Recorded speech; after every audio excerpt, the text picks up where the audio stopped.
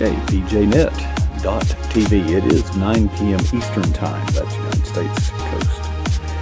And our bumper is running. We need a new bumper. We are recording and we are streaming to Twitter, Facebook, and YouTube. Our guest is waiting in the green room, and our chat room is waiting on our guest to come out of the green room. So, we're going to start. Hey, got a new countdown. New countdown to Studio 39. Brand new Studio 39 Alpha starting now. Well, good evening and welcome to the pjnet.tv diner.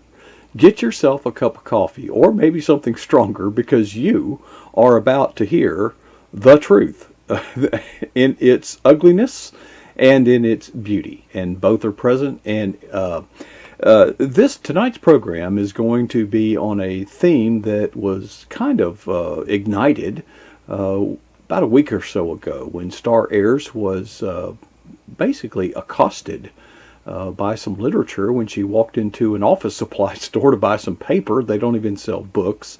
And the subject matter she found outrageous. She has shared that here.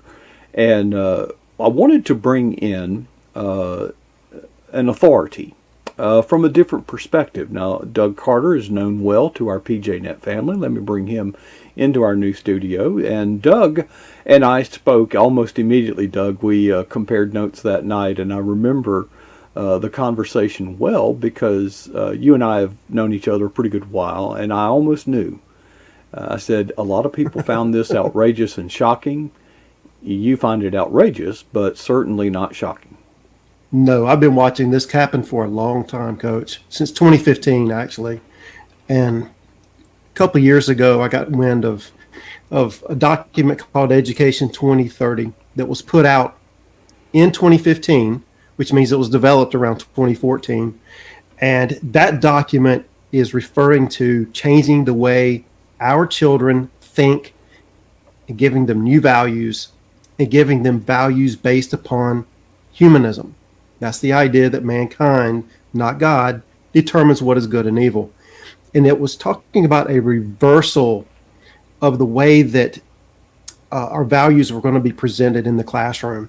And our teachers are going to have to go along with this or find other employment. And I alerted some of my colleagues. I've let them read the document. And I encourage anybody that's interested to look it up for yourself. Education 2030 is the Incheon Declaration. It came out in 2015, and we're just now seeing the fruits of it. And this thing is grounded in global citizenship education. So UNESCO comes out with the Global Education First Initiative, also in 2015, and that initiative has 3 priorities. That is, and see if you can recognize these today. Every child goes to school. The second one is every child gets a quality education. And the third one is to foster global citizenship. So we have to ask ourselves, what are they saying about a quality education? And that is based upon what we're reading in Education 2030. And the quality education that they're referring to is not reading, writing, and arithmetic at a high level. That has nothing to do with it. What they're after is a change in worldview. And specifically, they're after a change in the Western worldview. They want to change the biblical narrative, basically. We'll get into it later tonight, but I'll show you the roots of where all that comes into play, how it's all tied together into the chaos that we're seeing today. And we're on the verge of a massive takedown if we don't wake up. And Mike Pompeo said it well the other day. It's time to stand up and take back our country. He knows what's going on. And after tonight, I hope the viewers will know a whole lot more about what's going on.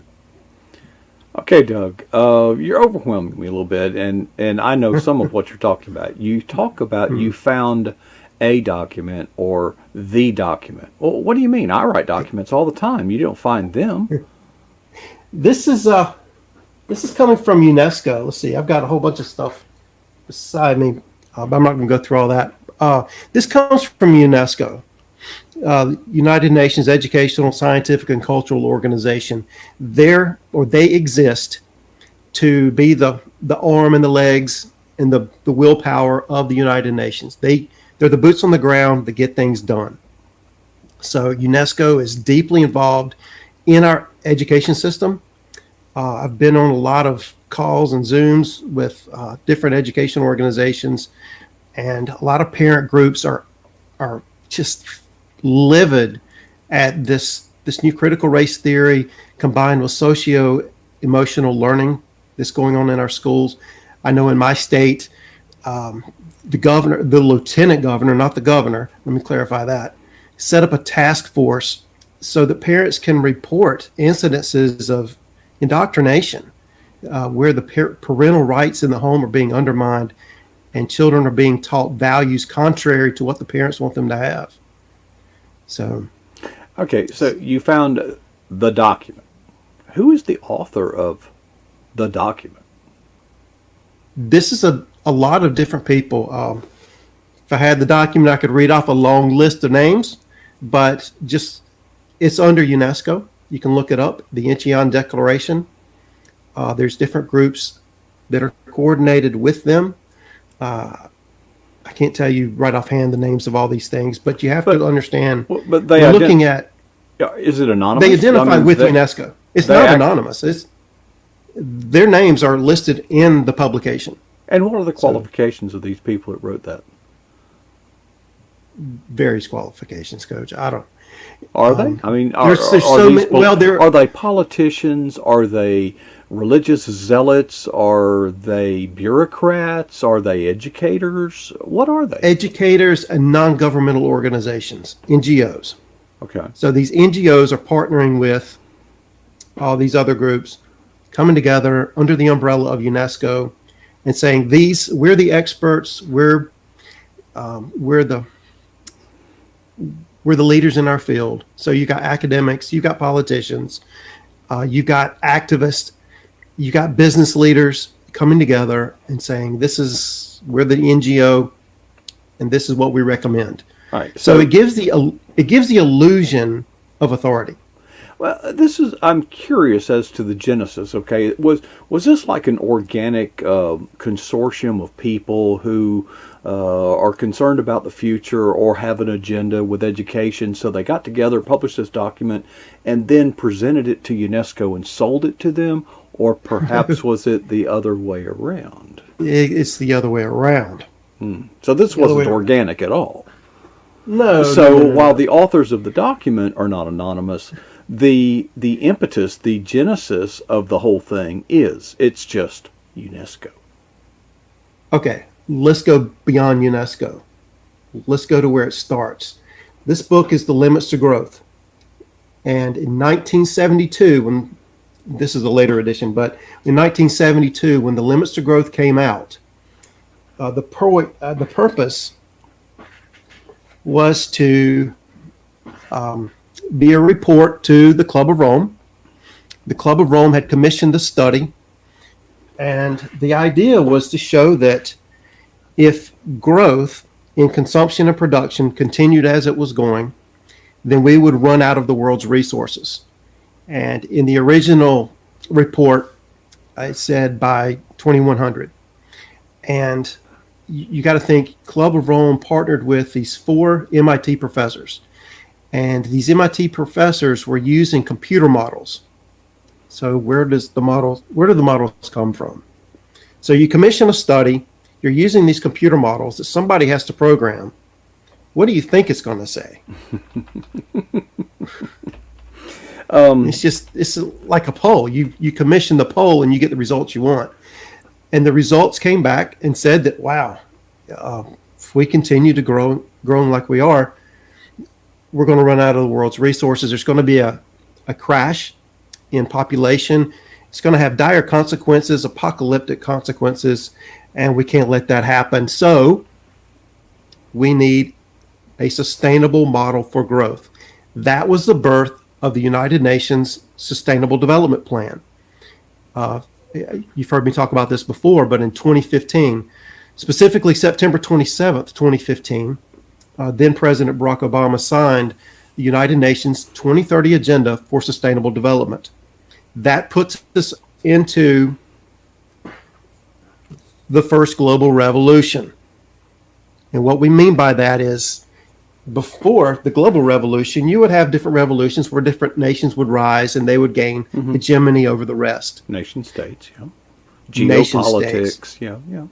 What we're looking at is the end of the nation states. And by that, I mean, we're moving towards, and here's an update from the same author. I don't know if you can see that. Yeah, light's kind of bright. 2052. Your light's working. How about Yeah, that? there you go. Thank you. 2052. 2052. A global forecast for the next 40 years. In this book, the same author of, or one of the same authors of The Limits to Growth, is predicting what the world is going to look like. And what you find is that book was written in 2012. It's predicting America will have the fastest declining economy in the world by 2052. China will have the fastest growing economy in the world by 2052.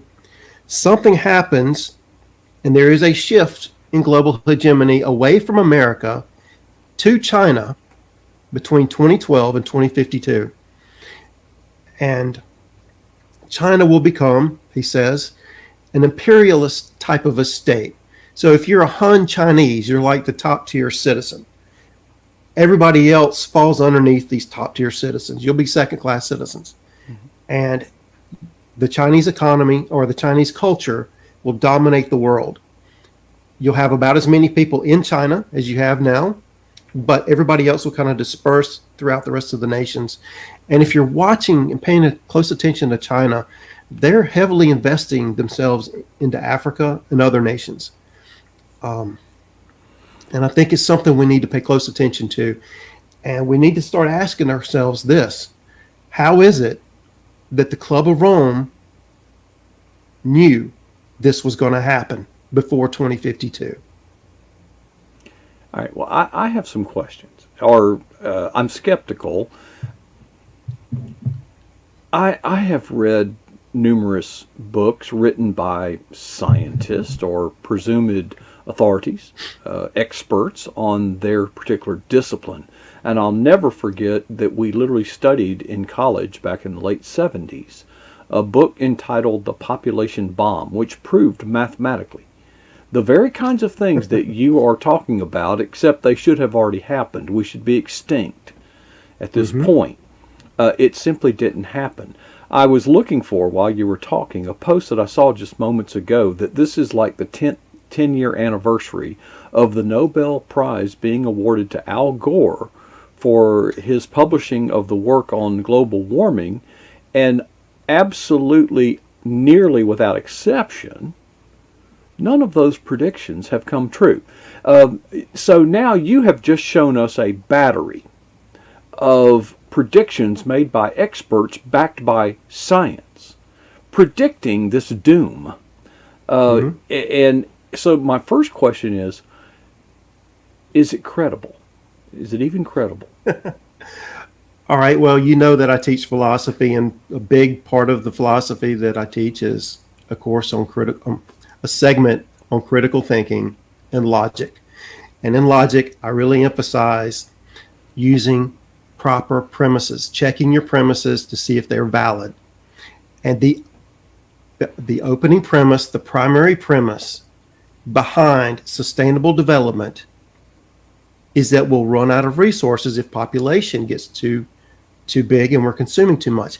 That, I believe, is a flawed premise. And the reason I believe it's a flawed premise is because it is a direct inversion of Genesis 1:20. Out of fossil fuels. We will have depleted it. Right. In other words, there was this old fable, I think it was written by Aesop, about crying wolf. When you cry wolf over and over and over the way these people doing, am I supposed to take them serious? They have been wrong almost without exception, and wrong in a spectacular way. Okay, so that is wrong to a big portion of the population. But there's another large portion of the population that you can control with fear. Didn't we learn that from the Nuremberg trials? You can control them with fear. And if you don't know what the Bible says, if you don't know history, if you're just prone to emotion and not logical, critical thinking, then I can see how people get sucked into it. It's gaslighting. And if you've ever been around narcissists that gaslight people, I have no respect for anybody that would gaslight and destroy the mind of somebody else. But that's exactly what they're doing.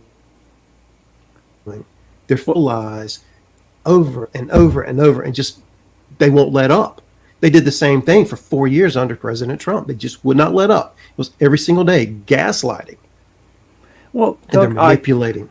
I concur with you. I agree with you that intimidation and fear can be used. But the examples you gave, the intimidation and fear were very real. They were killing people. They were actually doing it. Genghis Khan was doing it. There have been many that have intimidated through fear, but that fear is backed up by the use of force. So the fear was very real. But I just gave you 3 examples of fear that turned out to be phony. They're preaching doom and gloom, and it simply doesn't happen. So I'm starting to wonder what is fueling the legitimacy of these scientists, experts, because it's not their credibility. They have a losing track record. If any instrument in my car, my speedometer, were that inaccurate, I would not drive my car. I wouldn't know how fast I'm going. Right. Well, if you want to pull the mask off the whole thing and just blow the cover, here's what's up, or here's the problem. The Bible makes it clear there's a kingdom of this world and there's the kingdom of heaven, the kingdom of God. Satan has authority in this realm that God grants him, and obviously the authority that he's been given is increasing, because the goal from these people, from the globalists that are doing this, is to create a world based on humanism. Now, why would they just choose humanism? Well, the Garden of Eden story, I think, tells us, when Satan tempted Adam and Eve, he said, look, did God really say this? Did he really say, don't eat from this fruit of the tree of the knowledge of good and evil? Because if you'll eat from it, your eyes will be opened, you'll be enlightened, you'll be the smart one, and you can determine good and evil. Well, if you're going to be godlike, determining good and evil, you need a kind of a realm, don't you? You need to have some kind of a dominion to be godlike over. And therefore, mankind throughout history has lusted in his heart to rule over the world. And not everybody, but you have rulers that want to do that. And that's exactly what we're looking at. We're looking at a group of people that want to come together and rule the world and determine good and evil for everyone else. And it goes directly against what God says. All right. So this is a very interesting intellectual exercise. Okay. But let's recall the reason that you are here, that prompted you here, that people were wanting to hear from you, is that Star Heirs saw this book, The ABC of Equality. And in that book, it was using words such as non-binary, transgender, words far beyond the vocabulary of the target audience that it was. Now, you mentioned 3 objectives that UNESCO embraced, and it sounds pretty good, right? Every child gets an education, right? What was it? And then everybody gets a quality education. Every child goes to school. Everybody gets a quality education, and then the foster global citizenship is the 3rd one. Okay, so my question is, what in the hell does that book have to do with any of those 3 things? Transgenderism, LGBTQIA, and it's okay to be who you are. What has that got to do with anything you're talking about? Did God really say he made them male and female? Yes, he did, actually. And he was right. So, and that's what's behind the entire movement. It's an absolute sham. And it has no original ideas to any part of this globalist agenda. Everything, I think it does. Well, everything is a counterfeit for what's in the Bible. Everything. I'll answer the question. Okay. You mentioned sustainable development and that we are consuming too much, so population control. Well, if everybody becomes homosexual, that is going to... I wonder if UNESCO hatched this, or if they just co-opted it once it started. Because if the entire population of this earth becomes homosexual, humans are extinct. Okay, so that's not what they're after. That's not what they're after at all. Really? No. Think about it from the book of Genesis again. So when Adam and Eve and Satan had to meet before God for their day of reckoning, God placed enmity between the serpent and the woman and her seed. That'd be the children. In Genesis is a capital S, referring also to Christ later down the line. He says, because you have done this, you will strike his heel and he will crush your head. And that's exactly what's been going on. You think about Satan has attacked the children ever since. So starting with the Adam and Eve's children, Cain killed Abel. And then you've got Moses when he was born. Pharaoh was killing the male children. And then when Jesus was born, Herod was killing the male children. And then, because Jesus wasn't just for the Jews, but for the Gentiles also, then this genocide is expanded, and it goes out to the Christians under Nero. And then you can think of it all over the world anyway. But the idea is Satan is killing the children.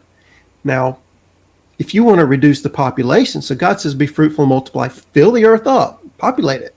Well, Satan's going to try to depopulate. And that is one of the goals, is not necessarily to completely depopulate, but they understand that if you get people a good education, get them in school, give them an education, they can go out and get a job, women with more money will have less children. Right. That's what immigration is all about. People are moving from poorer nations with higher birth rates per family into nations with the lower birth rates, where they have more economic opportunity, and it's a form of birth control. It's got nothing to do with climate change. Well, and at the same time, they have contradictory goals, and I wanted to comment that the nation state, the diminishing role of the nation state, I think we are seeing that transition occur. That the Obama administration kind of saw the United States as a citizen nation in a world political theater. Absolutely. Where there's, and we saw that, and that's the direction that it is headed, yet almost every attempt to expand that is backfiring. Look at the European Union. Now, that actually made sense in so many ways, yet it's crumbling. The Soviet Union and their expansionism, it imploded under its own weight because it was unsound. And some of the things that you're talking about, you and I would recognize as unsound.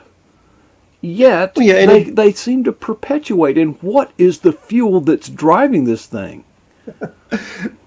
Hey, why did they build the Tower of Babel? What they're doing is they're trying to rebuild the Tower of Babel. God said, look, if you keep this up, there's nothing you can't do. So I'm going to have to separate your language. And then many generations after that wasn't enough.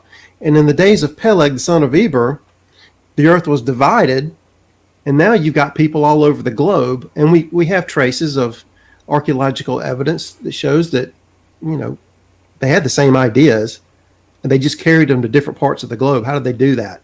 And it sure wasn't on a little raft. They were just in different parts of the world, and then the earth divided. So that's in Genesis, a couple of different places. So what we're looking at is a rebuilding of Babel, the Tower of Babel. So it's not going to work. They'll try it. It won't work.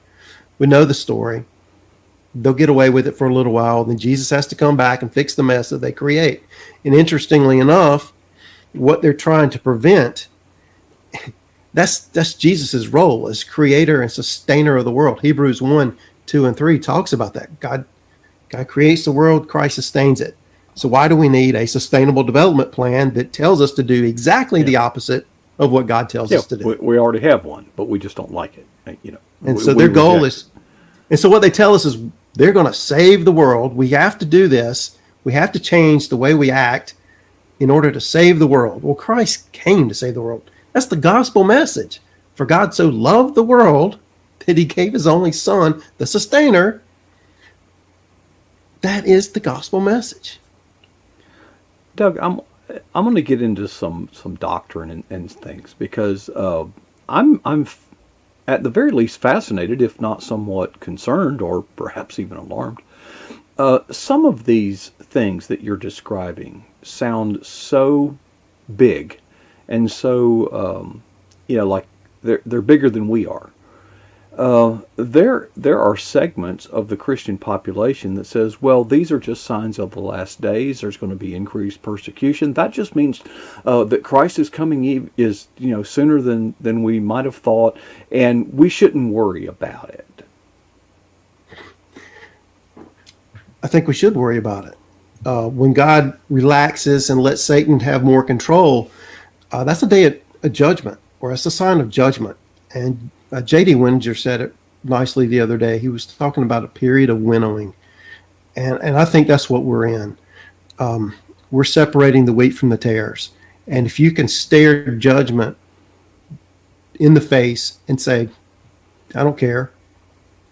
I mean, that's a scary place to be. Well, if you buy, let me just kind of repeat the argument because it's got some people buying into it, okay, is these end time events that are leading toward the return of Christ. Okay, there's going to be this, and it sounds pretty bad in the descriptions of the Bible. You're going to have persecution, and well, maybe we shouldn't resist those things because it's just the coming of the Lord, and we should facilitate that and let it happen and just stand by and watch because that means that Christ is coming. So why should we even bother opposing evil? It's a moral conundrum for some Christians because they're seeing this stuff where I think I'm not going to surrender.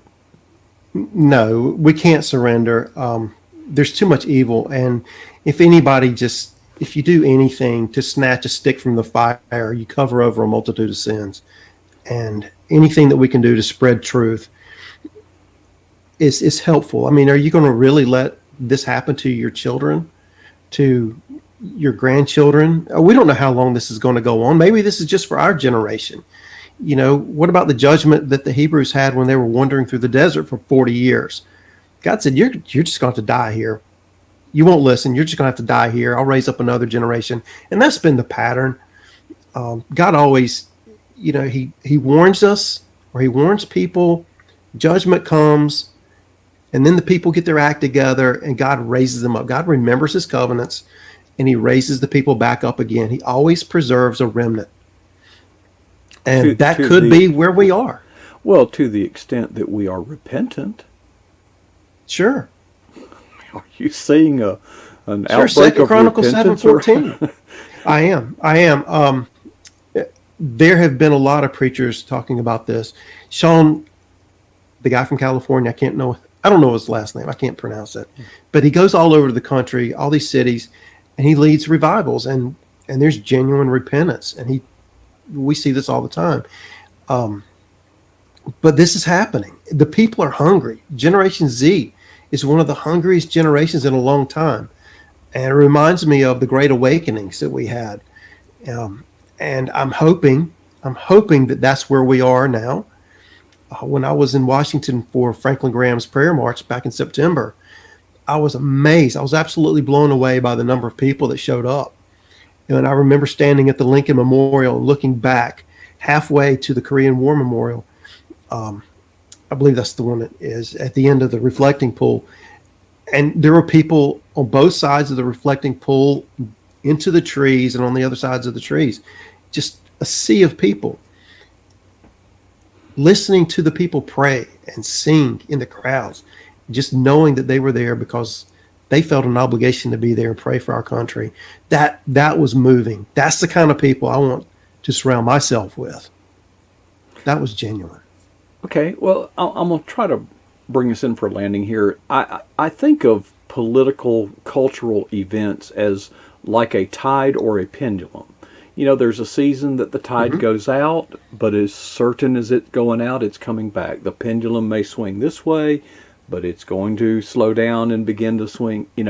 Well, are we just seeing a cyclical thing that has been this cycle's been repeated over and over and over? You have a liberal president, then you have a conservative one, then you have a liberal, and we're just going back and forth and back. Are you willing to hedge your life, soul on that?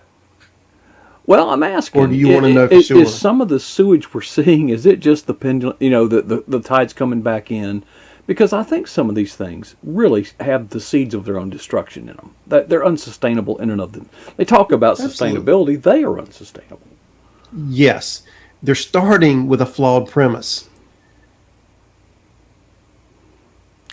And when you go against the wisdom of God and you build your entire worldview just because, or just on the reversal of whatever it is that God says, you're destined to fail. They're not going to win. They'll gain traction.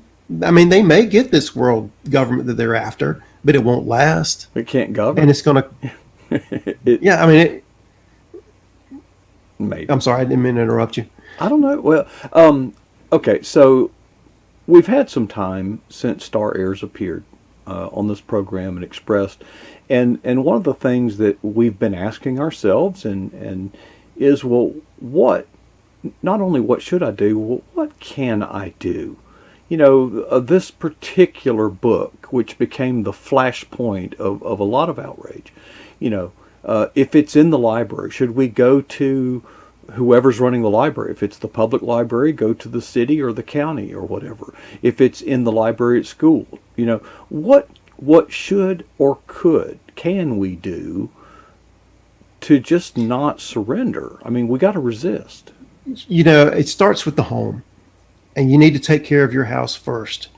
Ground your children in sound doctrine, ground them in the truth, because this whole thing that they're talking about with all these multiple genders is based on the idea, and we call it existentialism, and that's the philosophy that, maybe you were born, maybe there was somebody out there that created you, probably not, but at the very least, you come into the world first with no purpose, no meaning whatsoever. And it's up to you to create meaning and purpose for yourself. No one else can do it for you. So if you got people telling you there are only two genders, then you can reject all of that and make up any number of genders and words that you want to. And when you do that, what happens is everything becomes meaningless. It becomes absurd. And if everything is absurd, there's no meaning and purpose to life, and that's going to kick us right back into another age of despair, where if there is no meaning to life, why bother? Why bother being moral and doing anything right? Well, it didn't end so well for Nietzsche, who hatched No. a bunch of that crap. Right. Well, the existentialist theory, if you can buy into that doctrine that you just described, the shortcoming that came to my mind is that ignores the idea of eternity. In other words, existentialism, you exist, so whatever happens, but once you die, that's just the end. Well, that's And that's a hallmark doctrine of humanism. Mm-hmm. So absolutely reject the belief in the supernatural. Now, there are or were some, I'll say this loosely, Christian existentialists, such as Soren Kierkegaard, but the philosophy doesn't hold together. It's like, carrying a water in a laundry basket with holes on it. It just doesn't stick. It's not biblical.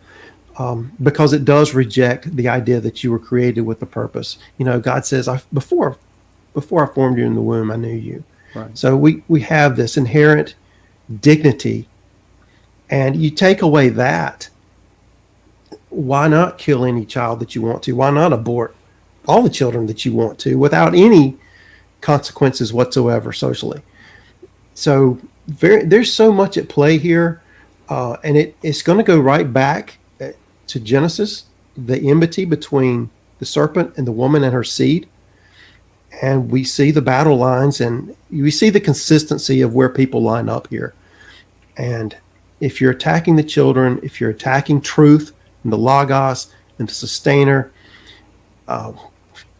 you're on the side of the world, and you're creating these global citizens instead of helping people become good citizens in the kingdom of God. Right. You're training them. This is what the schools are doing, which is so dangerous. They're training them to not be good citizens in the kingdom of God.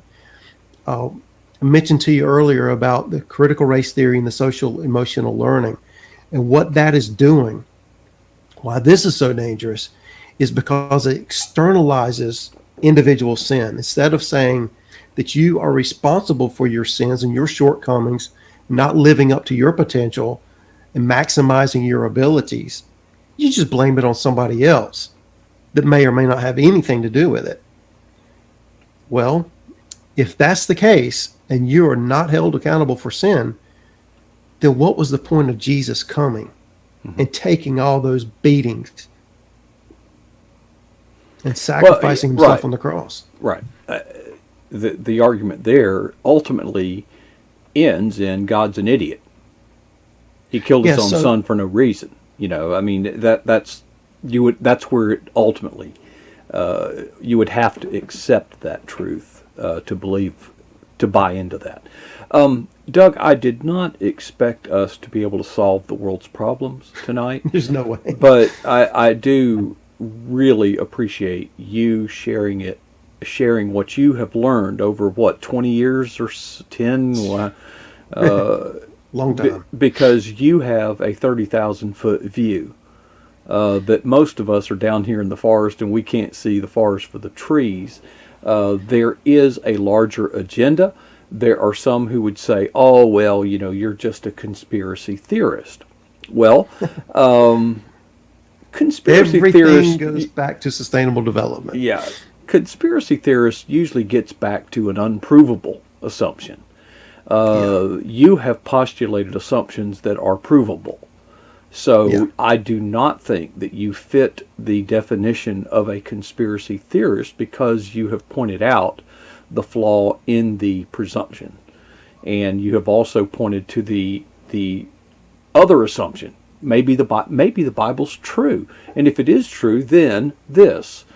These are not unprovable assumptions. These are matters of faith. And what you really have here is, like you said, a worldview, a war of worldview. Are you part of the kingdom of the world? Or are you a part of the kingdom of heaven? And those are antithetical and opposing forces. They cannot be reconciled. Actually, they can be. There was this guy about 2,000 years ago. He's actually the Son of God. He actually made provision to reconcile these two antithetical worlds, if we would only, in faith, accept and believe. Well, he also says that you got to step out of the one and go into the other. Every kingdom divided against itself will fail, and so you have to choose. You can't play both sides of the fence. Mm-hmm. And the day will come when, hopefully, if you haven't already made this decision, I know you have, Coach, where you realize you've got to make that decision, or you may not get another chance. Tonight may be the night. When you hear this broadcast, this may be the night. And I hope you choose wisely. So. It matters. And, Doug, thanks for sharing. It's rich, and we'll have to just do it again and again and again, because these topics have been debated for, centuries and, in fact, millennia. But you're on target. You've got it right, and we appreciate you sharing all that with us tonight, Doug. We really Hey, appreciate it. thank you for having me on, Coach. I appreciate it. Glad to do it. Right. Well, folks, there's a view high atop the Eagle's Nest broadcast facilities here at pjnet.tv. What a night it's been. Thank you so much. I know that many have enjoyed it, and I hope that you will share this, and I hope that you will proclaim the truth. Okay, but listen, we have enemies out there. We stand in opposition. You've heard. So here's something that I offer you that may make a difference. It's a challenge. 2 questions. What is the boldest thing that you have ever done for Jesus Christ? Was it to say, well, that's terrible, somebody ought to do something about that? Or did you do something? The second question is, how long ago was that?